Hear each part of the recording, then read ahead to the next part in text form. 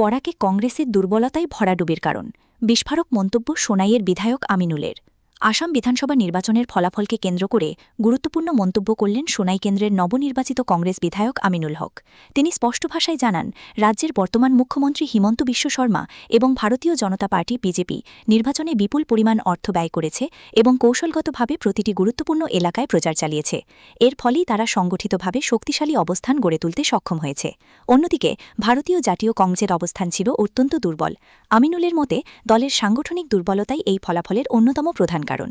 তিনি বলেন, একসময় বরাক উপত্যকা কংগ্রেসের শক্তি ঘাঁটি হিসেবে পরিচিত ছিল, কিন্তু বর্তমান নেতৃত্ব সেই ঐতিহ্যকে কাজে লাগাতে ব্যর্থ হয়েছে।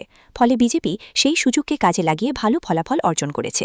তিনি আরও অভিযোগ করেন, দলের মধ্যে আদর্শ ও নীতির ভিত্তিতে যারা দীর্ঘদিন কাজ করেছেন তারা এখন প্রান্তিক হয়ে পড়েছেন।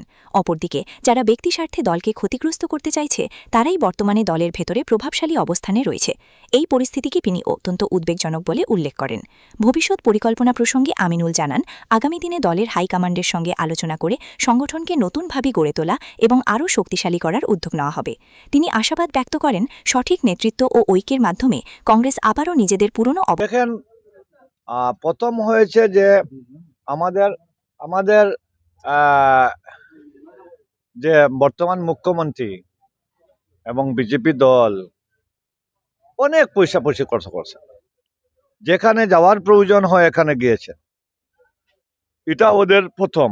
আর আমাদের সংগঠন খুব দুর্বল ছিল, কংগ্রেস সংগঠন খুব দুর্বল ছিল। কংগ্রেস সংগঠন দুর্বল থাকার কারণে এই রেজাল্ট হয়েছে। আসলে বরাক উপত্যকা কংগ্রেসের একটা দুর্গ, এই দুর্গকে আমরা কামো লাগাতে পারিনি, বিজেপি কামো লাগাতে পেরেছে, ওইটাই মূল কথা।